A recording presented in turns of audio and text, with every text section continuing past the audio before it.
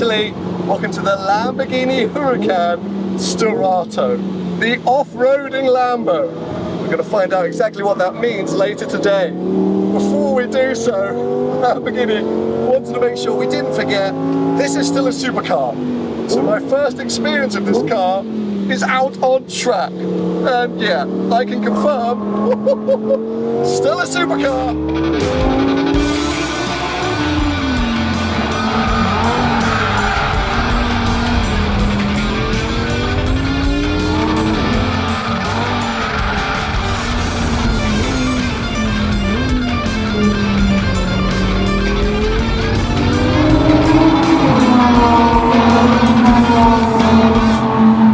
Yeah, today's going to be a very good day. Now, earlier in the year I actually drove the first off-roading Lambo, the LM002. But the Sterrato is something completely different. As I've just discovered, it is a fully fledged, mid-engine, low-slung supercar, but one that can take you off-road. Now, I say off-road in inverted commas because Lamborghini are very keen to point out this isn't about driving across Africa or bashing sand dunes in the desert. It's for light off-roading. It's the gravel driveway to a beautiful vineyard. It's the muddy car park at Goodwood Festival of Speed, or even the super bumpy road that if you were in a traditional Huracan Technica or even a new Rev Welter, you'd be like, I don't want to go down there, I'm going to hit the front splitter constantly, I'm going to bottom out, it's going to ruin the car. Sterrato is built to take you further afield than any other previous Lambo, I suppose, except the LM002 or the Urus.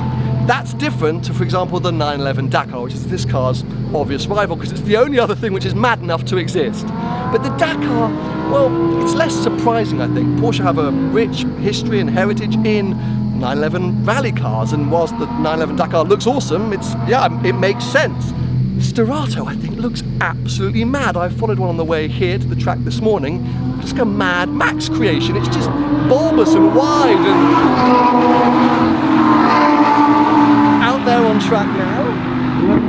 It looks like a behemoth of a creation, and the idea of going semi-flat out on a loose surface through a forest, or I don't even know where, in a V10 Lamborghini, it's kind of too good to ignore, right?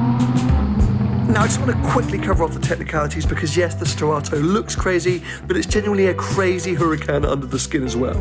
The track is 30mm wider at the front, 34mm wider at the rear. The ride height's increased by 44mm, meaning that there's 25% more wheel travel at the front and 35% more at the rear. Pumps out around 600 horsepower from that iconic V10, which okay is less than the S-Tier and the Technica, but let's face it, probably more than you actually need.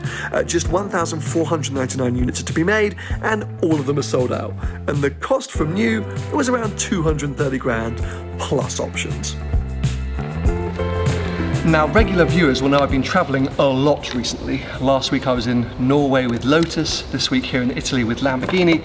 It means essentially I've been living out of a suitcase, and those of you that were watching my Monaco vlogs earlier in the year, you'll know I've been living out of a very nice suitcase because this Carry-On Pro was sent to me by Friedrich earlier in the year, and I'm absolutely obsessed with it. Now bear with me because I realise banging on about suitcases on a car channel is a little bit niche, but I know lots of you get inspired by some of the adventures I go on and replicate them or do your own, and therefore it means you're travelling. So suitcases are probably important to you as well. I'm obsessed with suitcases. It's a bit weird, but I adore them. I've always struggled to find a suitcase which is functional and stylish. Well, until Friedrich sent me this bad boy, their Carry-On Pro. This thing is just mega, not only because I think it looks dub on, but also it's super light. You just saw me chuck my tripod in there. I've got clothes in there as well. This is half the stuff that I usually carry. It's a polycarbonate shell, which means it's super strong, but yeah, just so light. Loading it in and out of cars or taking it on the plane, it's just, I'm amazed by how much you can put in it and then how light it remains. On top of that, you have this super useful front pocket, which when I'm traveling in airports and stuff, I can put my laptop or any essentials in. It's just super easy to access. Then it's also super secure. You can see it's got these big old chunky locks on the front, which you can set your own code for. And as I say, I know it's a bit niche to be banging on about suitcases, but this thing has just It's changed my life, and I just feel cooler walking through the airport or arriving at a press launch and just carrying this bad boy. Friedrich also sent me their larger check-in bag, which is just as lovely and bigger, but they have a whole range of different suitcases and bags on their website, so I'll put a link to it below. Go check it out. Loads of nice details like this leather strap, etc, etc. So if you're planning to do lots of traveling this summer, you have some adventures ahead, by plane, by car, by boat, by train, who knows it? Go and check them out, because I do highly recommend them.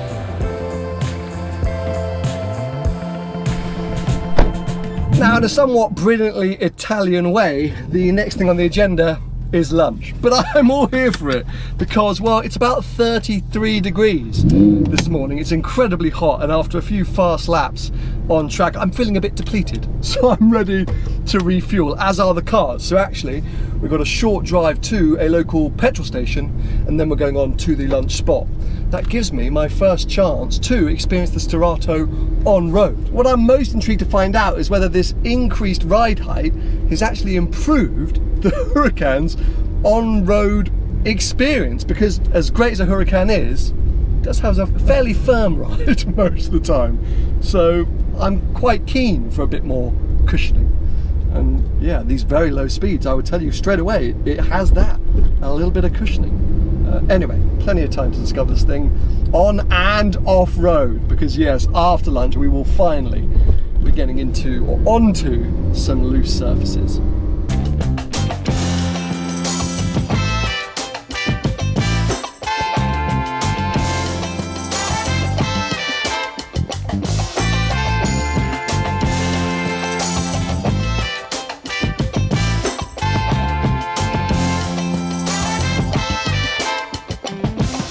Well, I just ate way too much pasta, but I guess that's no bad thing. When in Rome, they say, or when in Emilia-Romagna. Anyway, we are now about to commence the off-roading, the loose surface driving in the Sterrato, which is when we really get to figure out, I guess, what this car's all about. Now, I'm sure you've noticed, but it's worth me mentioning, alongside the Sterrato today, we also have a few Huracan Technicas. That's just so that every journalist can have a car to themselves, but it's also quite a useful sort of comparison, because, well, these two models are the last iterations of the Huracan that we're going to see. The car's going to be replaced in 6 or 9 months. They're also kind of the opposite ends of the spectrum. The Technica is the kind of more usable STO, super performance and even track focused, whilst I'm learning that the Sterrato is kind of all about fun and lifestyle. And having the Technica here, well, it helps kind of bring us down to earth and not get too carried away by the coolness that is the Sterrato. For example, the road up here to the lunch spot was super bumpy and at times loose and gravelly. The Technica was totally fine, so you know, it stops us from being like, wow, this is amazing, you could never bring a standard Lambo here. Well, you can, because the Technica's here as well. But the next few sections are where you couldn't take a standard Huracan, and that's where I think the Sterrato might really come into its own and prove, like it was on track, to be a ton of fun. I don't want to get ahead of myself, let's wait and see. Jump in the car, go find some loose surfaces. Well, how inviting is that? Welcome to my first stage of the day, the forest stage. This isn't supposed to be that high speed, it's supposed to be a bit of fun. I feel like that's the word I'm going to keep saying throughout this video, fun, because it is the ultimate word to describe this car. But anyway, now that I'm here, I've gone into rally mode for the first time. 3 driving modes in the Sterrato: Strada, Sport and Rally. We were in Sport on track, and now we're in Rally, which is supposed to be maximum fun on a loose surface. I think that's basically all we need to do. I'm in manual gears, so let's launch it. That soundtrack, this performance, out here in the forest. You know what I'm working out with this car is it's a car for kids, but kids who are trapped in adults' bodies. It is absolutely hilarious, this thing, and I'm just so glad Lamborghini have created it. I'm going to say it straight away, I actually think it's way more exhilarating and exciting than the Dakar. It's very different to that car. Like so many Porsches, the Dakar it's clinical. This is just theatre.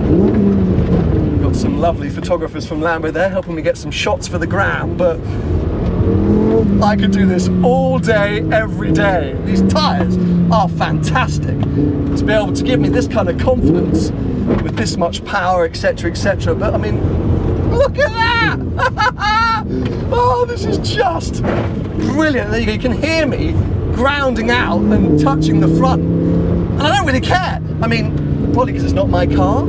If I paid all the money for one of these, I probably still wouldn't want to smash that front bumper. It might be slightly cheaper than a full carbon one on an STO, but it's not going to be cheap, is it? Oh, thank you, Lamborghini, for not just creating this car, but for letting me come and do this in it. Boys and girls, this is surely what so many of us dream of doing, thrashing a supercar in a setting where you're not supposed to. Oh, late on the brakes there, we were slipping and sliding. Okay, I'm definitely getting a little bit too cocky right now, so one last boot out of here. And I think we'll move on to the next stage before I end up in a tree, because that's very possible to do. Oh, this thing is hilarious! Right, I've moved on to stage 2 and I've been joined in the car by Mario, who is not here to slow me down, but here to assist me in getting the maximum out of the car. It's because this is going to be a faster section than the forest section. It's wider, it's more open, it's also bumpier at times, and involves a little bit of a spinneroonie moment. So, it should be a ton of fun, as I say. Well, let's just get into it. So, ready, Mario? Let's do it. It's still amazing how much grip, as I say, from this tyre and this car in general, but for me it's not just the grip, it's just the balance of everything. It's just so playful but controllable. I mean, here we are in a bloody quarry that I've never been to before. You can just mark around. Anyway, here we go, this is our spinneroonie moment. Whoa. I mean, imagine if you were a worker here and you didn't expect to see a Huracan Sterrato come around the corner. You think, what is going on? It feels like old Top Gear, one of those segments where they just did something almost unbelievable. This is so silly. Now, there's quite a sharp left here. And we're about to enter. So look at that. I'm so excited, I can't speak. Super bumpy section. So I've been told the best way to combat the bumps is to go fast. So wish me luck, people. Whoa! Bit of a slide. Whoa! Speed is not helping too much. It's so bumpy, but look at this. We're well into it. Plenty of throttle. Whoa, whoa, whoa. I mean, how are we doing this in a Lamborghini? That is amazing, Mario. Oh my god. Like this is the way. This is the way. I mean, we should be in like a Toyota Hilux, but no, here we are in a V10 supercar. Yeah. Oh, thank you very much. Want to do one lap more? Oh, always. I didn't think you were in ours. Let's go.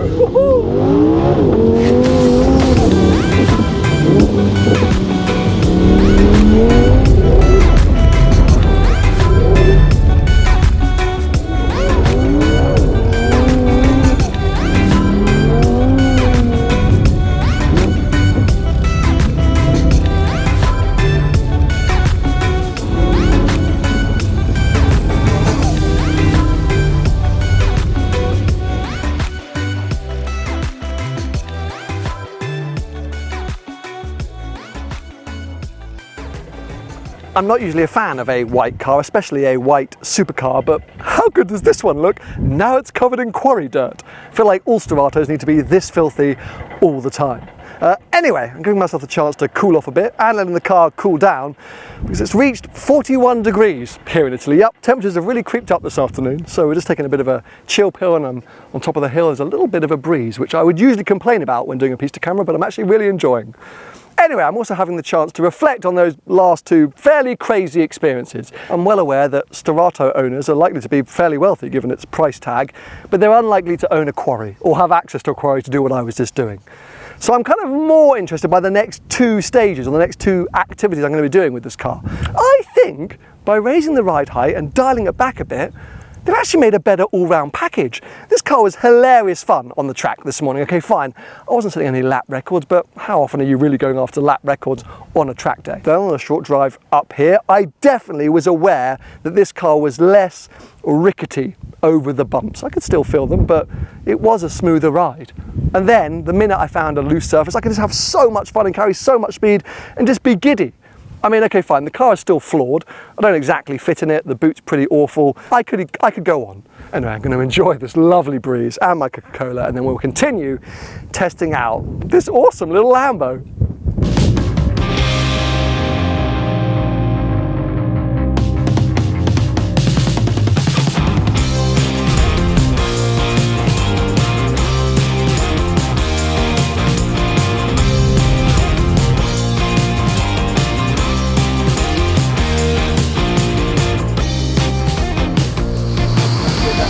Now I'm really living my best life. I found an awesome little cafe called Bar Eclipse.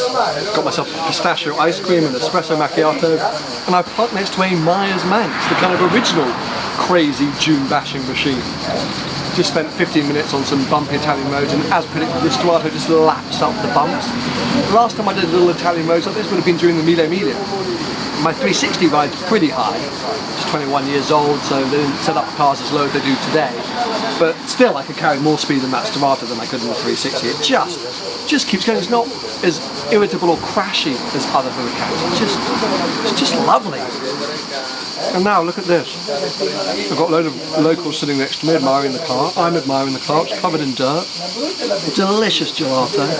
I'm about to jump back in it and do a 2-hour drive to the Lamborghini factory, and I actually can't wait. I gotta be honest, I don't often say that with Huracans because I often find them a bit uncomfortable. But that one's a winner chicken dinner in my mind.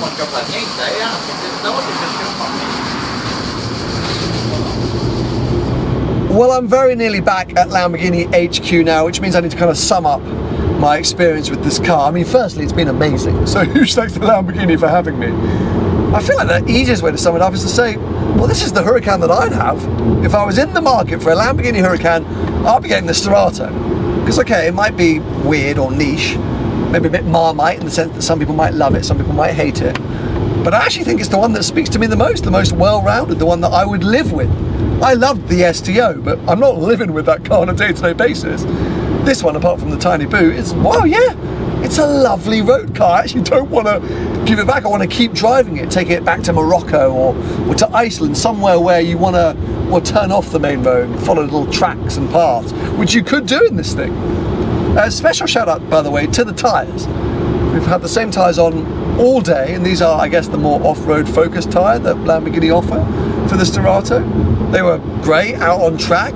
On the road, they're really not noisy, and you don't get that kind of weird sensation sometimes you do with an off-road tyre of almost floating above the tarmac. They've been very good. And then on the loose stuff, so much grip. So yeah, definitely don't be afraid of getting the more hardcore tyre because you think it's not going to be good in the way that you use it, i.e. road use. Really good.